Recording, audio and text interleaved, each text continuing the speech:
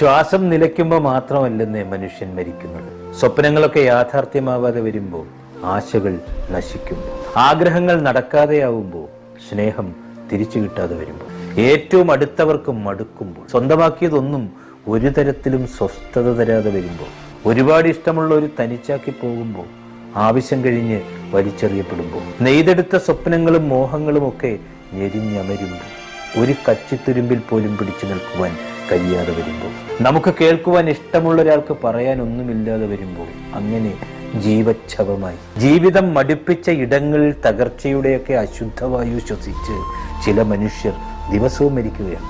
അവസാനത്തെ വിശ്വാസവും പ്രതീക്ഷയും ഒക്കെ നഷ്ടപ്പെടുത്തുന്നതിന്റെ പേര് കൂടിയാണത്. ജീവിതമെന്നത് വിചിത്രമായൊരു തെരുവീഥിയാണ്. ഒത്തുചേരലിനേക്കാൾ ഒഴിഞ്ഞുകൊടുക്കലുകളുടെയും അകന്നുമാറലുകളുടെയും തെറ്റിപ്പിരിയലുകളുടെയും ഒക്കെ തിക്കും തിരക്കുമുള്ള തെരുവീഥി.